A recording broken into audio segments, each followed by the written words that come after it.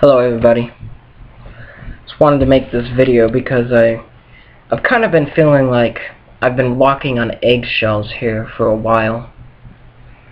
I try to be respectful, and I try not to demean other points of view and other people's choices. That's not in my mission statement. I have not, however, been afforded the same respect, but doesn't matter to me. I'm going to keep doing what I'm doing and tell you keep doing what you're doing. But at least listen to what I have to say before you do that. People have been saying that if you support Gary Johnson instead of writing in Ron Paul, it's because you betray your principles, you're jumping ship, etc., etc. Well, liberty is my principle. Ron Paul is not a principle, he's a person. And blind loyalty to a person, I think, is very foolish. People are not perfect. There isn't a perfect person. And even so, people are temporary. They are not with us forever. They will pass from this world. And somebody will have to take the torch. At this point, I don't think that it will be Rand Paul. I just haven't seen any evidence of that so far. But nonetheless, the other thing people have been saying is that people like us are bandwagon supporters, and we were only in the Ron Paul movement because it was so popular, and that we're jumping ship because things are getting tough all of a sudden, as if this is the first time in the history of the Ron Paul campaign that things have been tough. Let me just say to that, I was a libertarian before it was cool. I was a libertarian as early as 2004. I was a supporter of the presidential candidate Michael Badnarik. I was too young to vote by just 1 year, but he had my support nonetheless. Whatever I could do to spread the message, I did. I bought his book, It's Good to Be King, by Michael Badnarik. Changed my political views on almost everything, from gay marriage to the drug wars to foreign policy, etc., etc.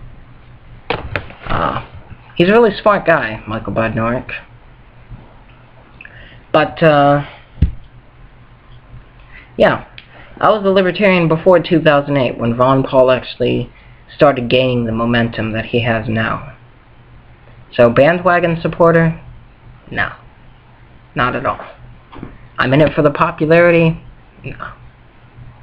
I was a libertarian when we could never even get more than 1% in a national poll. So, popularity, fame, fortune, doesn't mean much to me. I believe in principle. I believe in liberty. I just happen to be a realist and a pragmatist about it. I want the best possible route to get this message out. If Ron Paul is on the ballot as a Republican, yes, that will be the best way, because he's a major party, has the best chance of winning, etc., etc. If he's not on the ballot, writing him in will accomplish nothing. I think that the Republican Party is too corrupt to nominate him, and I think that the Republican Party is too corrupt to change. So working within the Republican Party is not my personal choice of what route to take. That being said, I've heard people say that the reason they won't vote for Gary Johnson is because he won't win anyway, because he's a third-party candidate, and third-party candidates have, I quote, never in the history of this country won an election. Wrong. The Republican Party started as a third party. It was comprised of Whigs, which you'll notice Whigs don't exist anymore. It was Whigs and Democrats who were disgruntled with their party over the fact that they took too weak a stance against slavery. The Republican Party was not only a third party, it was essentially a one-issue party. They wanted to end slavery. Their candidate, Lincoln, took a slightly more moderate stance on that issue, but nonetheless, they were a third party, and they eventually came to power as a major party. So the idea that a third party will never ever accomplish anything, complete lie. Completely inaccurate if you look at history. That being said, let's pretend Gary Johnson doesn't win the election.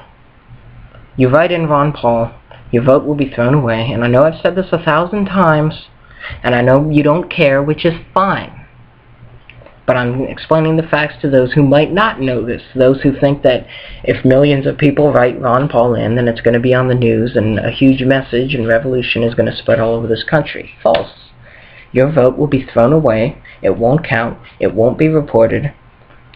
They won't even know that you wrote in Ron Paul. Nobody will ever know, except for you. And all you're going to get from that is the ability to pat yourself on the back and say, good job, you voted for Ron Paul. You didn't betray your principles, unlike those Gary Johnson supporters. Yeah. By the way, I'm sorry if I come across as sarcastic sometimes. That's kind of part of my personality. It's a flaw that I'm working on. You vote for Gary Johnson. Even if he doesn't win the election, your vote will be counted. If he takes away 5% of the vote nationally, according to most state election laws, the Libertarian Party will achieve the status of a major party. They're eligible for federal matching funds. They're eligible for equal ballot access laws, which means the Libertarians candidates can actually spend time and money and other resources spreading their message instead of just trying to clamor to get on the ballot and then not getting on the ballot anyway, so no one even knows who they are or that they ever ran. We need a strong third party in this country. I believe that the two parties are too corrupt to change, too corrupt to do anything useful whatsoever. We need a third voice in this country. 80% of Americans, by the way, are saying they would consider voting for a third party candidate. That's big. The vast majority of voters are not voting for Mitt Romney or Barack Obama. They're just voting against the other guy. We need a third choice. And people are starting to see this. So, if you want to start a revolution, vote for Gary Johnson. If you want to feel good about yourself and go to sleep at night and pat yourself on the back and say, I'm better than all those Gary Johnson supporters who betrayed Ron Paul somehow, even though Ron Paul wasn't running after the nomination and didn't want to have a write-in for him. I'm better than them because I didn't betray Ron Paul. Good boy. You voted for Ron Paul. Again, I'm sorry for being sarcastic, but it's second nature to me. So, you say you want a revolution. Well, there's one guy left standing that actually supports a revolution. And by the way, I'll talk about the Republican Party and how it's too corrupt to do anything good in my next video.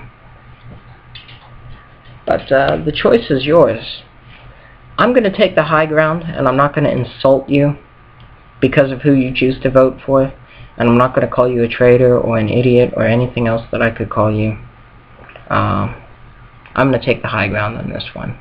I would hope that more people would give me the same respect, but I know they won't. That's okay. Thanks, guys, for listening. Have a nice day.